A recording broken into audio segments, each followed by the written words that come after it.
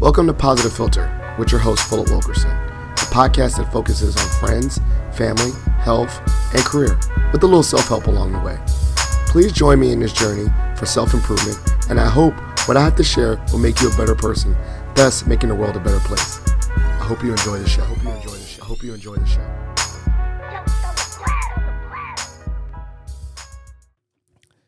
Hello, people of the world. It's Philip Wilkerson back with another episode of Positive Philter. I'm joined by a special guest. Everyone's a special guest. I'm joined by the good council member of City of Fairfax, Anthony Amos, also a George Mason alum. And, we're just going to have a great conversation today about getting involved, civic engagement, the world of politics. But before we get started, Anthony, tell us a little bit about yourself.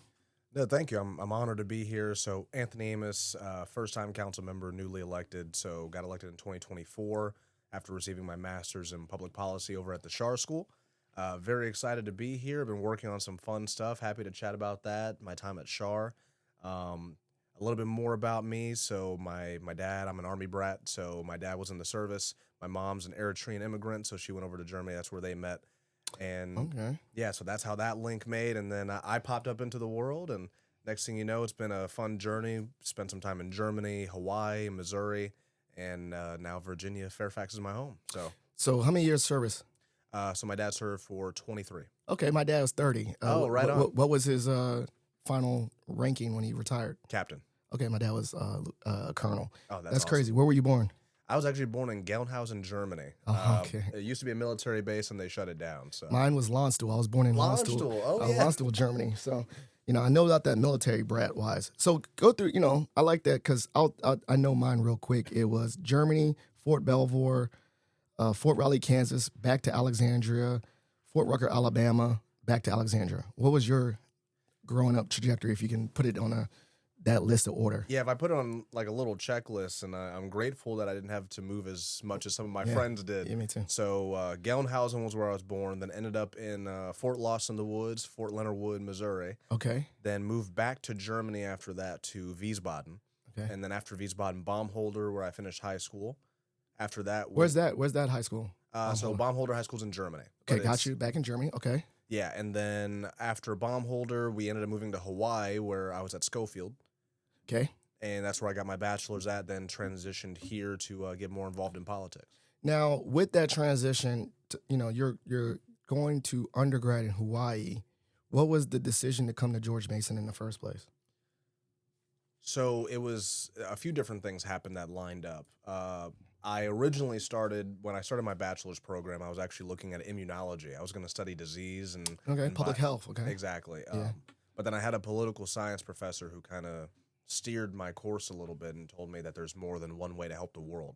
And so I realized that I had maybe some talent for public service. I had already been volunteering for a number of years, decided to go the political route. And then when 2020 hit and the pandemic hit, my dad was already planning on making a transition. He was going to leave Hawaii, probably to Virginia. Mm-hmm. They were moving to Centerville. Okay. And, my little brother was still young at the time. I wanted to spend more time with him. And also, being that Northern Virginia was so close to D.C., I figured there'd be a lot of political opportunities here.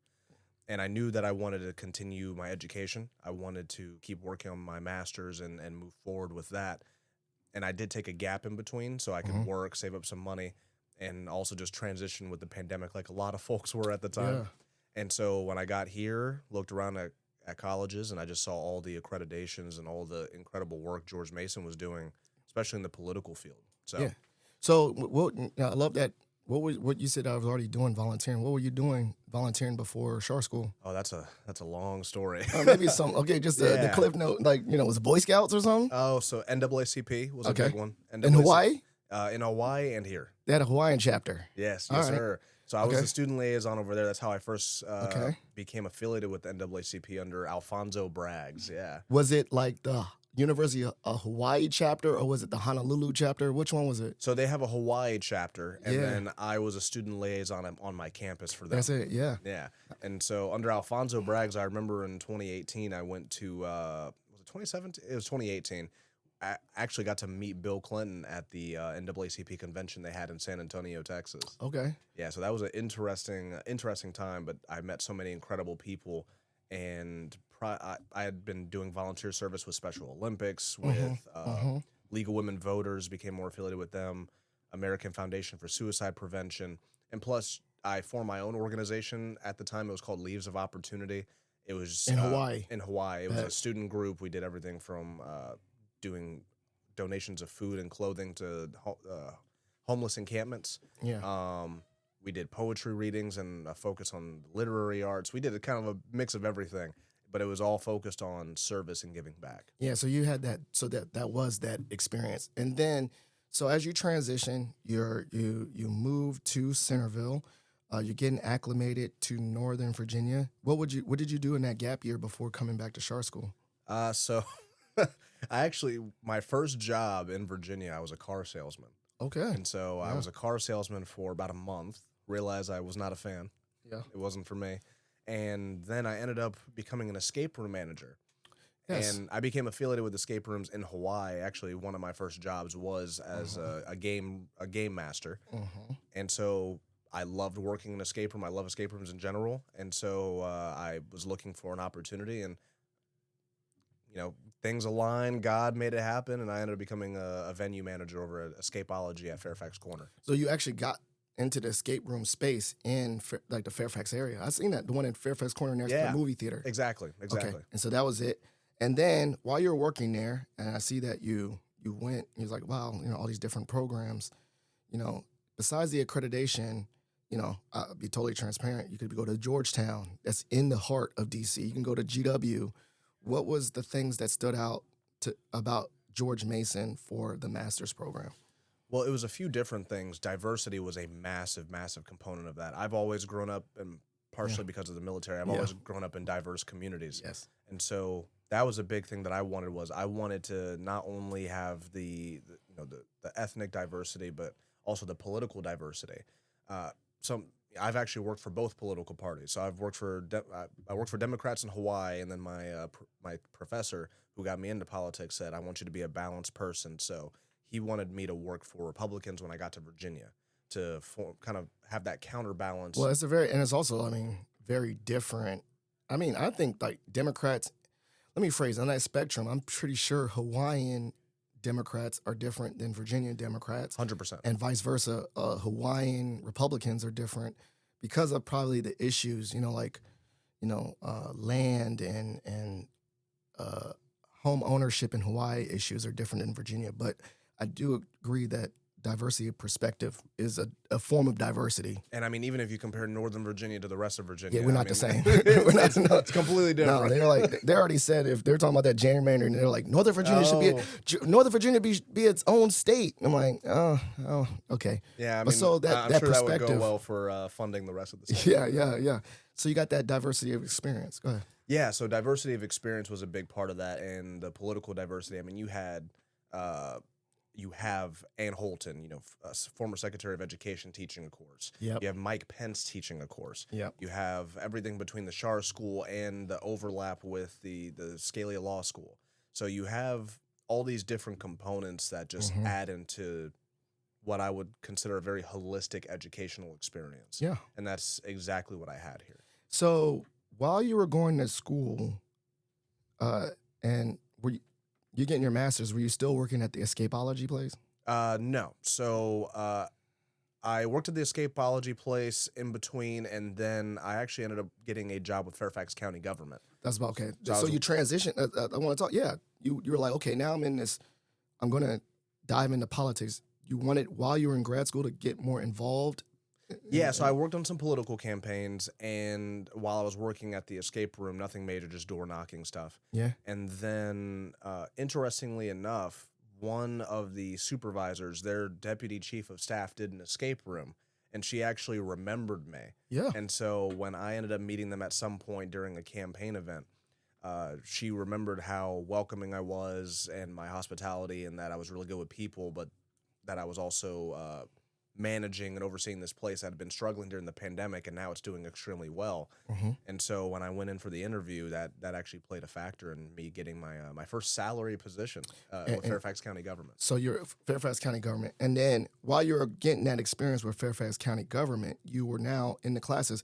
where you're starting to see the connections between what you're learning, and now you're like, wow, this is the real world of politics. This is Yes. the behind the curtain. Talk a little bit about that experience working for Fairfax County government while taking classes. Yeah, it was interesting because my position shifted a little bit. When I first started, I was focused on health and human services and housing. Mm-hmm. But at the time, a member of the staff was leaving who was responsible for land use and permitting and Mm-hmm. zoning. And so I ended up taking over that role. And I was able to directly connect that with some of the courses I was taking, especially when you're talking about data center policy, Yeah. environmental policy, all the talk of red tape and bureaucracy. Seeing that in action and kind of coinciding together, I had the real world experience I could apply to my papers. Yep. But I also learned from the folks who I had the courses with, from my professors, and was able to bring that with me into my job. And that carried the whole way through for the 2 years that I was doing my master's program.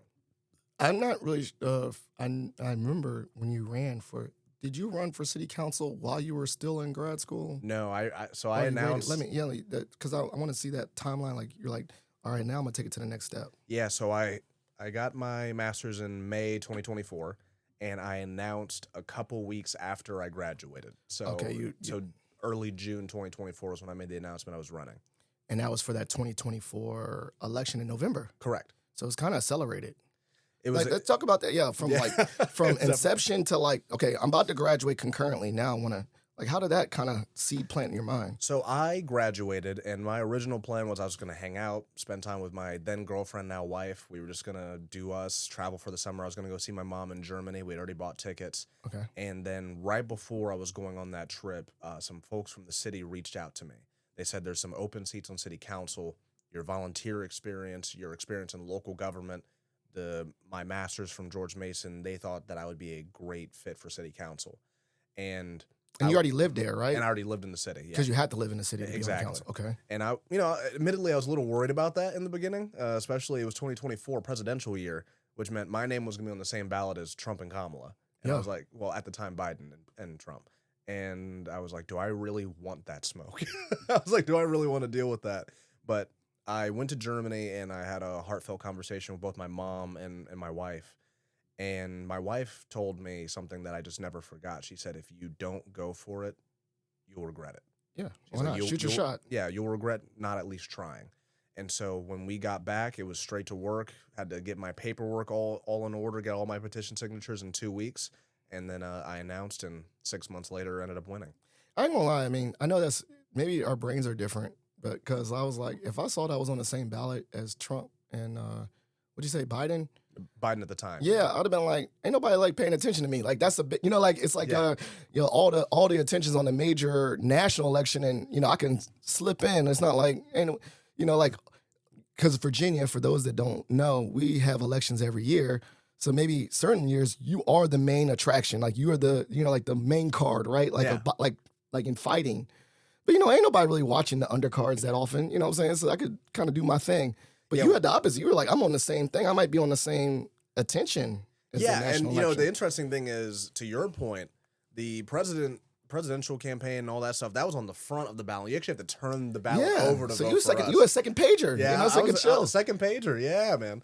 But I didn't know that at the time. I had never run for office before, so I think that was some of the anxiety that came with it. 100%. And and I would say this during my council career too, but a part of it was finding myself. Yeah. And what did I believe in? What did I truly value? Because I worked for both parties, and I was like, where am I on things? Yeah. And so I'm going around door knocking, talking to people. I have my close group, and I'm forming these opinion pieces and policies that I wanted to publish. And it was a defining experience for myself on, okay, who am I at this point in time, and where do I want to go? I was wondering, I mean, I just thought about this outside. I don't know if they do this, but I would think who I am, having an exercise is go through every single issue and kind of just on a piece of paper and say, where would you stand so that you can start building your platform?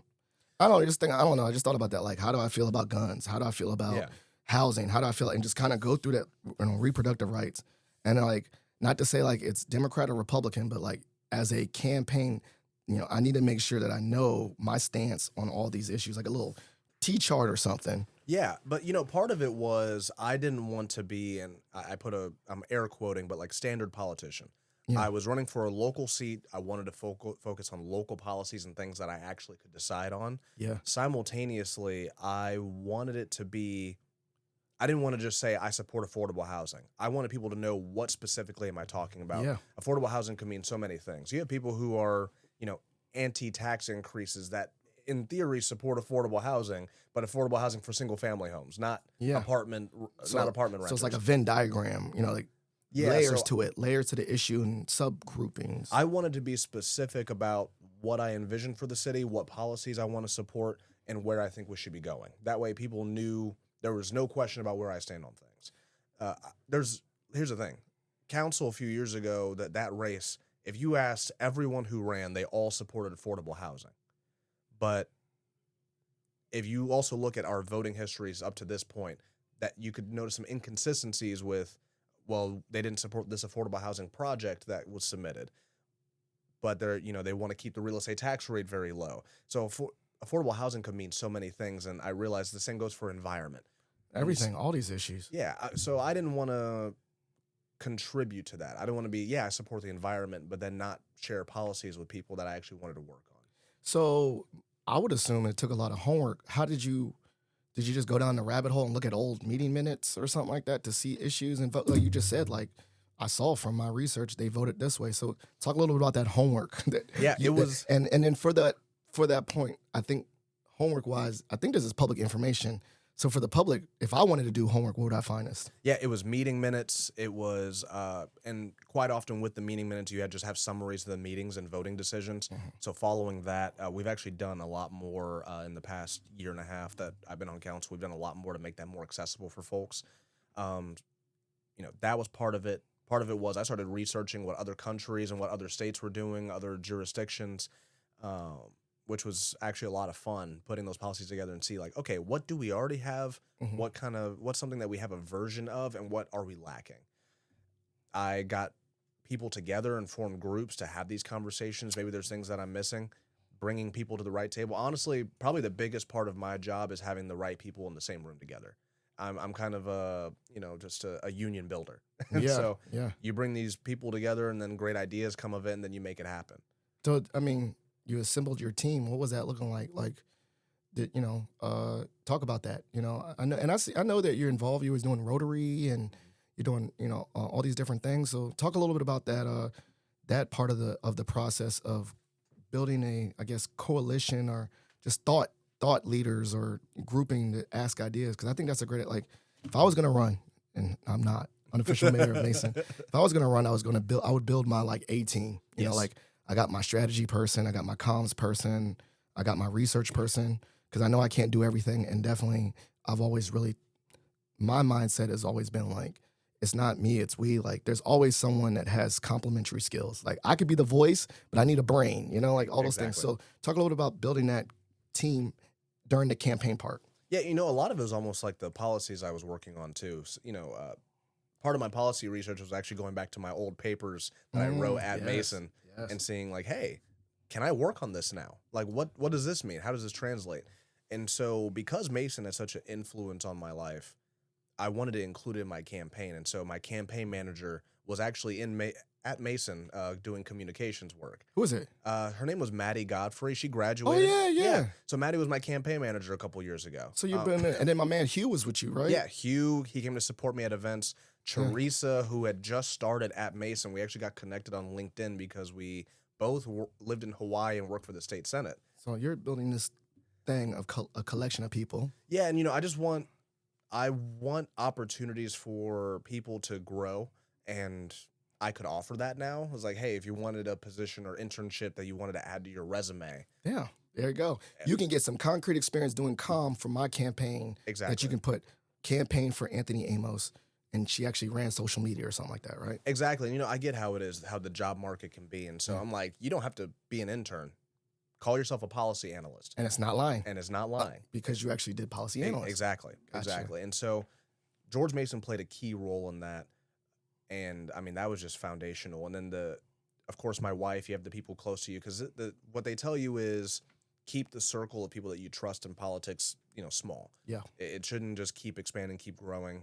Actually, Tom Davis gave me such good advice, and he was a big supporter of mine and still is. One of the things he told me after I won was, I want you to remember one thing. Every room you walk into, everyone's a friend. You let other people draw the lines for you. Yeah. And With their actions, people show you who they are. Yeah. And so, don't take things to heart, but at the same time, it shows you being attentive and responding to things. So yeah, if someone did me dirty, I'm not going to make a big deal of it, but now I know. Mental note, you show me who you are. Exactly. And so the key circle of people that I trust, of course, my family, my wife, some of my old coworkers that I worked with that I know are politically knowledgeable, but also you want people who balance you out. So I know how strongly I feel on things like, for example, affordable housing, but maybe it's sometimes you need a person to balance you out or help refine your message. Having those people on board too that can challenge you and make you think more critically and can bring up points that maybe you don't have a counter for yet, so you can have a more broad conversation. And that's something that I feel was a benefit that I learned working for both political parties. Now, one thing I thought about too is like pay to play. I mean by that is I've learned campaigning and running is expensive. 100%. And you're doing it from a just recently graduated grad student. You're not no big businessman and all that. So talk a little bit about how did you get this opportunity and how would you encourage someone at the grassroots level to fund their campaign without losing themselves and getting lost in the sauce? Yeah, it's so interestingly enough, even though I was a new candidate, I ended up raising the most money out of everyone last time, including the mayoral candidates. A big reason for that was I was working for a politician and I had contacts, so I don't want to say I started from scratch. Yeah, pull myself up. But I knew the key strategies, and I made sure to make it very clear, like, hey, this is my campaign. I'm going to do my own thing, but that doesn't mean you don't seek out advice. And so a lot of it was calling. You call people, and I think the hardest part for especially new candidates, but candidates in general, is making the ask. Like, you have no idea who might actually be willing to give money to you until you ask. And in worst case scenario, they say no. Exactly. But, we have this kind of idea that if we ask, it makes us sound needy or desperate, thirsty, all those things. Yeah. But that's actually not how it is. When you're asking for someone to invest in you in a campaign, that is something completely different. That's, hey, I have these policies. There's a change I want to do. I want to be a person of influence. I want to help people. People want to invest in things like that. Yeah. And so being willing to make the ask is the hardest part, but that's the most important thing. And that goes for family, friends. That's usually who they tell you to call first. You get a list of family and friends that you reach out to. And if you look at my donation list, it's people that I know, people that I work with. It's less people of random people that I met or cold called. Yeah, I think so. Then you basically have like your own CRM, and you hit the phones. Like you also hit the doors. So you have to do that's a lot of labor. Yes. Time. So you're gonna say, rather than I like to say this is kind of what the advancement people say for like. I will fight for the $20 multiple times than the home run, $50,000. Exactly. That a bunch of 20s adds up. Yeah. Is that your thought about that? 100%. I mean, if you look at my donor list, typically, and it's on VPAP, but yeah, once again, transparency, right? You have to be, you can we have campaign filing reports. You can look up what I raised, who donated to me. Yeah. If you look on VPAP, majority of my donations come from $100 or less, not $101 and over. And of course, you want both because you want to hit some home runs. And to your point, it is expensive. It can be extremely expensive, especially if you're going to do mailers. Mailers are the most. I've learned the game. I'm learning the game about is that print is crazy, man. Print's crazy, man. And I mean, even just for mailers, like for a jurisdiction the size of the city of Fairfax, which is about 6 point something miles and about 8,000 something households. Yeah. Each mailer is about $2,500 to $3,000. Yep, I heard about that. And so, I raised $30,000 last time. I spent everything to keep the momentum going, to do all these events, to get connected with people. And they always tell you want at least 3 touches for each person. So door knocking, mailers, email lists, calls, it's everything. Text. Isn't there a platform now where you can do like robo-text too? Yes, there's a few different platforms. So like you basically you don't have to like .com is in there, getting your house. So talk a little bit about like I know the door knocking, man. You was out there, you had to get new shoes. Talk about that part because you did the mailers, you got the budget. Talk a little bit about that face-to-face interaction. Yeah, door knocking, not everyone agrees with this. I love door knocking. I think door knocking is fun. It's exhausting though. So if you gamified it, I guess, turn it into like I'm gonna take this many steps a day or something. I don't know. I'll say mostly fun. I did. So I wore out the shoes. I had a pair of shoes and ended up wearing them out. The soles were gone. They were super uncomfortable. So I ended up going over to Burlington, and coincidentally, they had these blue and orange shoes, which are my campaign colors. So I was like, oh, that's a sign. I'm gonna grab these. But I ended up buying a scooter, and that was actually advice I got from Senator Salim. So he ended up using a scooter on his campaign. He got a motorized one. I was like, oh, you know what? I'm gonna go old school, Razor. Go for my Razor scooter. I might regret that decision, but added some charm to the campaign. I wanted the campaign to be a lot of fun, and so I wanted to make it enjoyable. But the door knocking aspect, I door knocked every weekday night and most Saturdays from July until November. So you had a and let me that's a lot of homes, 8,000. You had to just be organized. Like, how did you map it out? Like, you had like a little like old school full map. Like, how did you make your routes for that, Jam? Yeah, it's pretty much park somewhere and walk, man. Okay, just pick a new neighborhood and just walk. Like, how did you? You can buy lists from the state, and that's usually recommended. Or you bring on a campaign advisor, or consultant, and they can help you like generate a system or map, which is what I did. Mm-hmm. But yeah, for the most part, it was we're gonna park our car and we're gonna walk as many doors as we can within these couple of hours and see what we can do. And then, I mean, even Saturdays, man, I was not door knocking 8 hours a day. So it was like doing a full shift, and then you work 9 to 5, and then from 5:30 until about 8 o'clock, 8:30, I'm door knocking. So just anecdotally, what do you think was the percentage of people actually opening their home and talking to you? I'd probably say it depends on the day. Okay. If the weather's bad, usually people are home. Yes. But generally, I think the rule of thumb is probably about 1/3 to 1 in 5. What was one of the most interesting conversations you had where you opened the door? Let me give some preference. I actually met James Walkinshaw because he door knocked, and I opened the door, and I was like, "Hey, what you doing?" I didn't even know nothing about him. He was I was in my townhouse before I moved to my house up in when he was running for Braddock District supervisor. Knocked on my door. He's like, "I'm James Walkinshaw." I'm like, "Okay." We talked, and I was like, "Oh, you're a local politician." He's like, "You want to be on my podcast?" And so that was my episode with him because he door knocked, and I got his email, and then we stayed in touch. And then I asked him, "How do you get involved?" So he actually, shout out to him, he got me, learning a little bit about local politics through that podcast and all that. But it was through the interaction of door knocking. He knocked on my door. Yeah. So I could say that is a memorable story. What's one door knocking one? And Congressman Walkinshaw now. Yeah. Yeah, that was crazy. I didn't think about that. Yeah. So. But and it's pre-pandemic. It must have been like 18 or something. Yeah, I can't remember when it was. It would have been 18 because they only had a year before they got stuck with the pandemic. So I think they ran 18 and started 19. Okay, that's when he must have knocked on my door then. Yeah. That's crazy. I got to look at the podcast when I did it. But yeah. But one of the things that I highlighted during the campaign was there was a number of people, and it kind of staggered me a little bit because it is a local race. There were just so many people who said, "Oh, I've actually never met anyone who was seeking office before."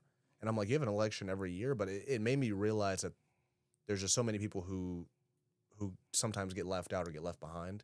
And it was unfortunate, especially like apartment renters and renters in general, which is half of the population in our city.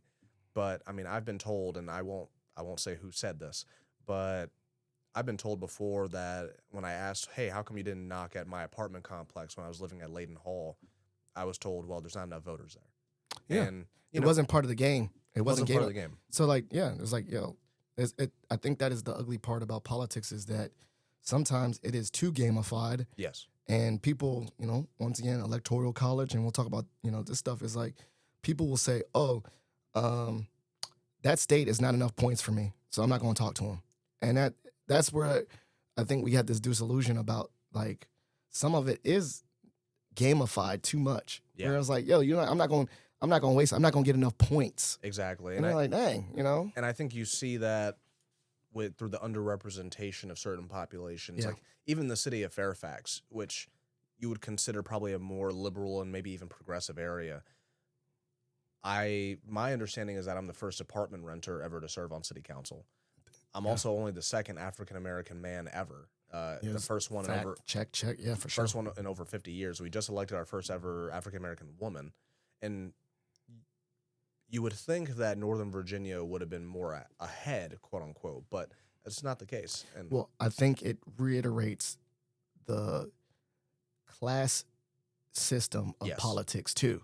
Meaning, I joked, I said, "Oh, you're a grad student," but most times people think like most politicians, and let's go to the macro, and we said we went to Congress. Look at all the occupations of members in Congress. There's very few like a teacher, a random ass teacher, or there's a high school principal or or a scientist, just the randoms. They're mostly like business people, yes, people with lots of money. I'm gonna kind of do that. I'm gonna go down the rabbit hole and see like what are the occupations. Now, one, I think sometimes the intersection with roles is because they have the flexibility to be a politician, right? Yes. Like your job needs to be on board. Yeah. 'Cause if they're not, you can't do it. yeah, because I'm knowing from local, like, this is like a stipend thing. Like you got to have a 9 to 5. So if you don't have a 9 to 5 that has flexibility to be in those seats, then you're not. So like, if you're, I know of a lot of guys that are, in the state legislative that are lawyers because Yes. they have billable hours. They can afford to, go down to session and then work their lawyer job. Exactly. But you might not have a school teacher because they can't take off school. So there's certain occupations that kind of block even getting involved. Yeah, 100%. And then you look at the pay scales. I mean, Yeah. like it's a kind of a running joke in the city, but like city council, we make $12K. You can't live off of that, especially No. not in Northern Virginia. No. But I mean, even if you go to the state level, the state just changed. They just increased their pay, but they were at $24K.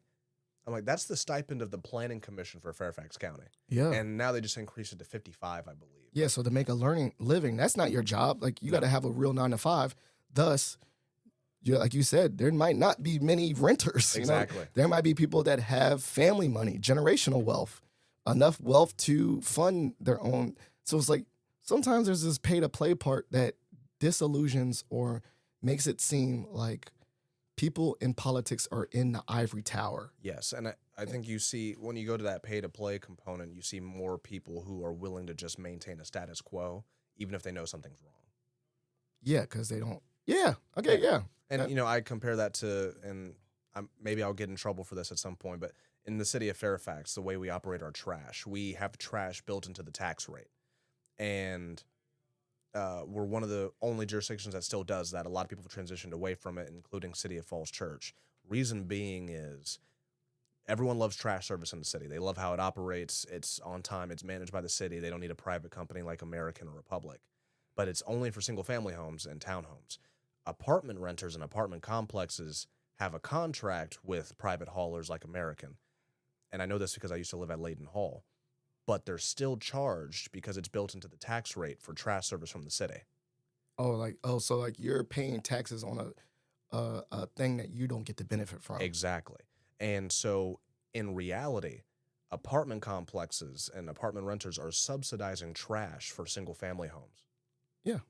And, that's things that won't get addressed if you never have an apartment renter on city council. Right. Yeah. Because no one wants to break that. Well, no one wants to break it, but also no one. I mean, let's say naive, like in a naive way, they won't even know because they're not experiencing it. Exactly. So you it's can't. it's not an issue for me, so I don't think about it. And you can't have the conversation if no one knows about it. That's the You're thing. right, you're So right. yeah. Yeah. So diversity of perspective, diversity of experience matters in these spaces to have like, whoa. Did y'all think about X, Y, and Z from this perspective? For sure. What is one of the things, as you've navigated local government that, let's say, you come back and you talk to kids all the time. When I say kids, like you come back and talk to Mason students all the time. Yeah. What is one thing where you're like, y'all going to learn this, but y'all not going to learn this for real unless you see it on the other side? What is one of the hidden curriculums of local government that no matter how much you theorize or you talk about it or do poli-sci, they will not experience or understand this until they're in those spaces? Ooh, that is such a good question. I would probably say being on the other side of some of the more negatively charged rhetoric that you see, it can be interesting. I mean, you see it in the media and you sometimes talk about it in class and in school. But, when you're attacked by a campaign or attacked by residents, not physically, but, Yeah. verbally and politically, and you have to adjust and kind of choose your strategy and it's all on you. I think that's a very unique experience that you don't really get unless if you're either working on a campaign very closely or it's you. And in general, like a couple years ago, I got attacked in mailers and things like that. I've never had that happen to me before. And that was such an odd experience. Was it jarring a little bit? It was, yeah, because, it was things that I know weren't true, but simultaneously I'm like, okay, I'm not the type of person to counter negative with negative. I don't like that. I'm not gonna clap back. No, but the thing is like, okay, I should say something, but I don't want it to be negative because that's just not how I am. That's not the type of campaign I want to run. How do I navigate that? Mm. And that's something I kind of had to figure out on the fly with my core team is like, how do I maintain my own integrity and my own well-being While telling the truth. while telling the truth, but making sure it's effective. It's such a challenging thing, especially because the negativity is just so easy to replicate and grow compared to wanting to run something positive. And I ended up doing a positive counter, which ended up working really well. But it was a jarring experience, and it's not just larger things like that. It can be getting yelled at while door knocking at someone's door. Yeah. That can be a little disorienting, especially Yeah. for the first time. You get used to it, but it's something that you're not prepared for until it happens. And I was wondering, yeah, I could see that. Like, and then you're like, are you able to like now think more stoically? Like, it's not me, it's the system that they're yelling at. Correct. Like, you and your lawmakers, and you're like, okay, it's not me. They're mad at the system. Well, which is the understandable. amount of time, and you got to learn to let things go. Yeah. Which was something I really struggled with in the beginning because I tend to take things to heart, not in a bad way, but just because I'm just like I consider myself an emotional person. I want to help, but there are instances where you got to just be able to take the hit and move on. You grin and bear it. Yeah, like I'll knock on someone's door, they'll be like Democrat or Republican, and I'll tell them independent, and they're like whatever, and they just slam the door in your face. And Right. it's like hey, I don't hold that against you, and I still represent those people too. And so you can't get bogged down by every single thing. And I think that's one of the toughest things about being an elected official is that's something you have to learn. You often have to make decisions that sometimes aren't popular, that people don't like.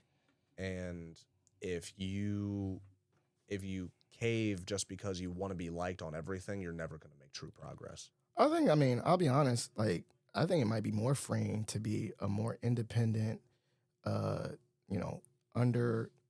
it called, underdog. Because, like, I would say this once again. I'm saying I'm not running. There's not no announcement on this podcast, but like, if I know that I'm just doing it to help and have a voice, I don't really care if I get reelected or not. Yeah. Like, I'm just like, I'm just going to do my thing with one term and see what happens, as opposed to those that have that political, what's it called, a career politician mindset, where they have to like always toe back and forth. But if you're like, man, I'm just happy to be here this one time.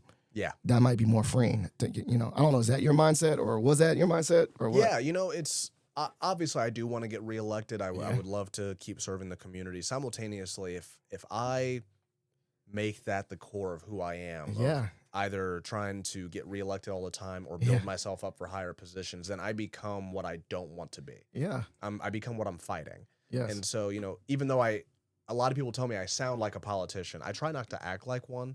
I want to, at least like a career politician. When people ask me, it's like, hey, when are you going to go for this position or that position? I'm like, I'm not focused on that right now. Like, I want to do what I can to the best of my ability for City of Fairfax. I have ideas that I want to work on. I want to see those through. And the future is going to be whatever the future is. Yeah. So you think, I would assume, I guess there is people that, like anything, like they go into a space and they're already like, my next ladder is this. Or there's people that are like, hey, I'm just going, what's right in front of my face, and if whatever happens, happens. Well, sorry. No. There's some people who are, they run for office, get into position, and they just kind of disappear until it's either time for re-election or Yeah. they want to go on for something else. I never wanted to be like that. I'm like, I've been volunteering. I've always been about public service. That's not going to change just because I'm an elected. That Mhm.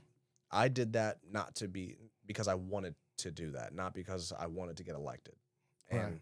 that's the mindset that I want to approach this with, because there's a big difference between campaigning and governing. Yes. Those are two very different mindsets. And if you merge them together, I think you get a lot of what you see today, Yeah. a lot of that negatively charged rhetoric.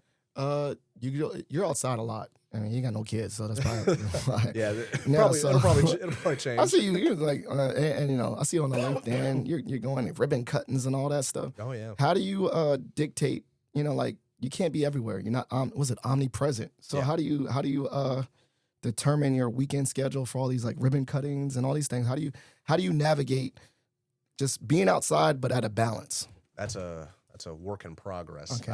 I've always struggled with work-life balance. I've always leaned more towards work, which is something I've needed to work on for a while. And I have, I did therapy a couple years ago as a part of it.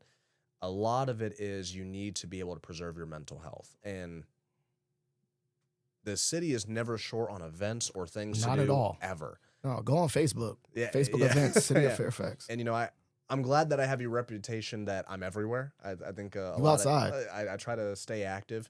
Simultaneously, I've had to set rules for myself to slow myself down, Yeah. to make sure that I don't get overwhelmed or over encumbered. And so, for example, my wife and we had a conversation. She said Saturdays, no phones and no events. Yeah, okay. So Saturdays are for church and then spending time together. You do the Not Saturdays, Sundays. I was about to say you do the Saturday church. Okay. Yeah, That's so right. no, Sunday Sundays. church. Yeah, but so Sundays is just that. Okay. Monday evenings, I do flag football, and so that's my time. So I need to make sure I have pockets that are dedicated for just me, and I live and die by my calendar. I was about to say you had to plan out the week ahead of time. Yeah, Then. so I have like 6 different calendars that I have to merge into one that I keep on my iPhone, and so And then it has different things like this is related to my identity here, my identity here. exactly. Different calendars. And so, and I check it daily, honestly, probably hour by hour, just to make sure, hey, I'm on track. Did I miss something, or is there something I need to move? Maybe I need some time for me.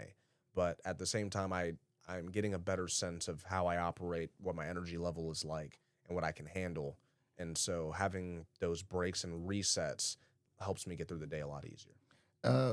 One of my last questions, and we'll just kind of tail it. Has there ever been a time where you've been in a space now and you're like, wow, I can't believe I'm here?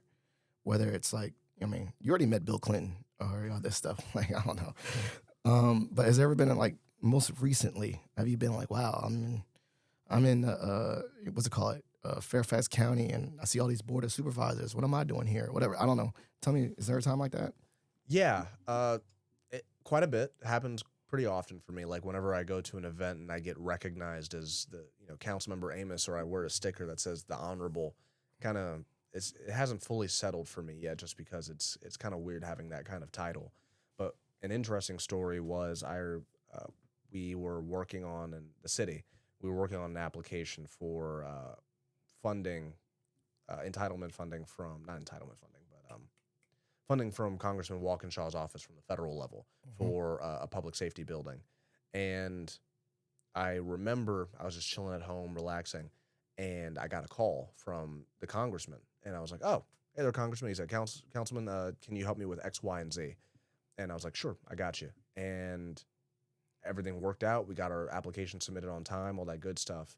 And it made me realize, like, oh, I'm like, Someone can pick up the phone and call me, and I'm talking to the people like that. yeah, but it's also like I'm like a go-to for him in the city of Fairfax, because we have that kind of relationship. And that's something that was kind of newer for me, was like, oh wow, I'm getting a call from a federal congressman Yeah. for my assistance, like On my real phone, my personal phone. yeah. And so it kind of caught me off guard, and I was like, oh, I'm here. I'm becoming something In that on a space, more fundamental, on a more fundamental level. And so that was just interesting. It hasn't fully settled. I don't know if it ever will. Maybe I'll get used to it, but it's just I'm just grateful to be here. I love it. I like that's my line too. I'm like, I'm just happy to be here. I'm like, that's crazy. Hey, all glory to God, man. Yeah, for sure. Like I think about that. Like I could, I notice like I think about this too. Is like there's only like certain people see you as just, oh, that's my man Anthony, and That's cool. And like I think about like certain spaces where I'm like, in this space it means something, but somewhere else no one cares. So like for instance, proud member Alpha Phi Alpha, right? My general president, like the guy that's the president of this, in other spaces they don't care. They could care less. Oh, God, great, you're president of a national fraternity. But in other spaces, we're like, I got like 4 presidents on my phone. And I'm like, and I text them every now and then. I'm like, what? Like, it did hit me. Like, I'm texting national presidents, like, but then at the flip side, that it brings you, grounds you. It's like, but then at the same time, they're just people too. Exactly. And so I think that's a very interesting mindset. Well, I always told people, I'm like, I want to be president one day, but the fact that I'm in this space where I have go-to conversations with congressmen and with senators and all that stuff, it's kind of freaky. So I was like, I just feel blessed. And to your point, like I have my core friends who honestly, they kind of make fun of me for being a councilman, but that's my friend group. I love them. And that's just our humor. But then I have this whole other pocket, and it feels like sometimes I'm like 2 different people. 100%. Yeah. I mean, it's like, when I go home, my kids don't care that I work at Mason. They can care less. My wife don't. Did you do the dishes? Like, dang, like you come home from like a board meeting or whatever, councilman, your wife is like, you didn't take out the trash. Like, dang, I still got a boss at home, my wife. You know what I'm saying? So, yes, sir. So certain people will not see you as that. And I think that's also a good thing, right? That's that circle part where like you don't need to be all this. You just be yourself in these spaces, and then not say switch up, but you understand that identity is. It's positionality. Your positionality changes in certain rooms. Yeah, but I think you can still do that while being authentic. 100%. Yeah. So this is the part of the show called Shot for Shot. You get to ask me any random question. I get to ask you any random question. You want to go first? I go first. Ooh, you go first. All right. So flag football. I'm gonna do 2. What is your position you like to play, and then who is your favorite? What's your favorite football team at any level, college or NFL? So currently in flag football, I'm actually playing quarterback. Okay. Which is a newer thing for me, and I'm actually really enjoying it. You're slinging that thing. A little bit, Okay. A lot of running with it. Okay, let me ask this. Okay, if when you're saying flag football and you're quarterback, who would you say you model your game after, or if someone looked after, like short passes like Jeff Garcia? What? I like Jeff Garcia. Remember Jeff Garcia had that reputation. He would never throw the ball more than 20 yards or whatever. Yeah, I wish I could be like, I'm like Tom Brady, man, but now I'm probably like a Kyler Murray. Okay, just a lot of run, lot of running and dunking, bro. Yes. Favorite football team always will be the Ohio State Buckeyes. Okay, let's yes, sir. Bring that, like a person that lived all over the country, all over the world, military. How did that become your team? So my dad's side of the family is from Ohio. And it is. My uncle used to actually play for the Ohio State. Done deal. There it is. Go Buckeyes. All right. Sir. What's your question for me? All right. So what do you do for fun? What's your free time look like? When you have it. Well, I was about to say, like, after I'm getting surgery on my neck, because I have like a disc. But what I used to love, and I'm trying to get back to it, was powerlifting. Oh wow. I used to like lift big heavy weights, and now I don't think I'm gonna get to that level of powerlifting, but like I still like that.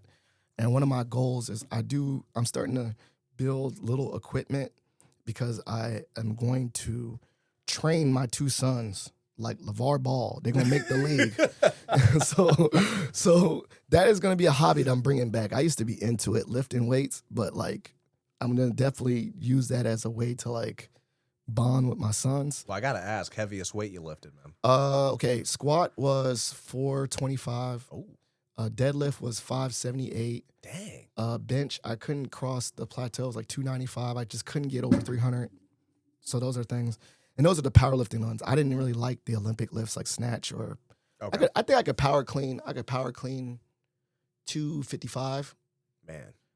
I was doing it. I was jacked. Let me phrase. I was like non-athletically looking strong. Like, gotcha. So like I used to go to powerlifting meets, and I would be in the 181. And when you do powerlifting, you have to like do your openers, like bench, whatever, and say what it was. And they'd always be like, who is this guy Wilkerson think he's going to open with a deadlift of 475? And I would walk up behind him and be like, oh yeah, that's me. And they would look at me like, this guy? Get out of here. And then I would do it. Yeah. And so I was the most unassuming strong legs. But Yeah, that's something I want to get back into, and I want to do it once again. I think now most of my hobbies have like I know there should be like my time, me, but I think most of my hobbies are gonna be like intersecting with my sons. Yeah. One, because I don't know, I just want to have that thing to bond with them, and two, like I don't know, it's just been dope. Like I like say football. I love watching football. Yeah. My son loves football times two. So getting to do that with him is, my oldest, that's dope. My youngest, he's a wrestler. I don't know nothing about no wrestling, but he likes to watch the WWF. He likes to watch that kind of wrestling too. Oh, yeah. And I used to watch WWF back in the day. So now I get to share that with him. So I don't know. As a father of two boys, I tell my wife I won. Too bad she's a girl, she's a boy mom. And I got these two little mini clones that like to do the stuff I like to do. And so those are my hobbies. Oh, that's fun. Intersecting. And I will tell you, wrestling was the best shape I was ever in my life. Oh, you did that wrestling too? When I was in high school. Yeah. Okay, what pound? I started off at 145, and then I was in the 152 weight class. And you had to do that in Hawaii? No, that's Germany. No, just Germany. Germany. This is an international school? It was military. Okay. Yeah, but then when I messed up my knee, when I tore my ACL, I just couldn't really shoot the same anymore. So I let wrestling go. But, okay, so when you were in Germany in high school, what was it? Frankfurt? What was the name of the city that you were near? So I spent a lot of time in Wiesbaden and Baumholder, Baumholder was near Ramstein. Okay, all right. All right, I know like Heidelberg. I know the words. I don't know where they are. Yeah. All right, well, this is the part of the show. This is a great episode. Now, this is the part, that you can do shout-outs and plugs. Shout-outs, show love to anyone you want to show love to, and then plugs. These are things that I'll make sure to put in the show notes for listeners to engage with you and stay in touch. Yeah, just shout out to my mom and dad. Love y'all. Shout out to my wife, the smartest person. She's the main cog that drives the ship.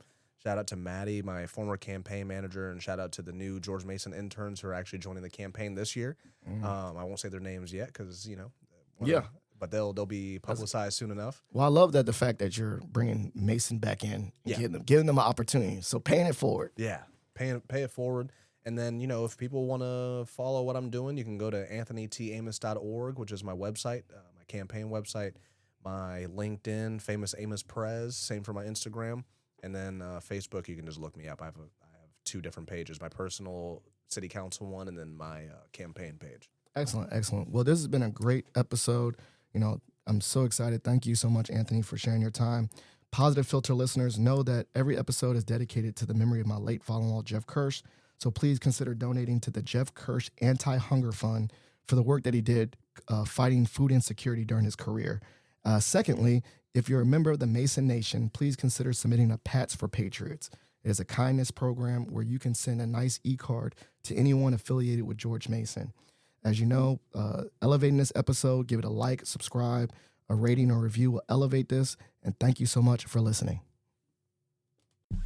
Thank you for listening to Positive Philter, a podcast that focuses on family, friends, career, with a little self-help along the way. If you enjoyed this podcast, please share it with your family and friends, and like the Facebook page, Spreading Positivity of Movement. Thanks for listening.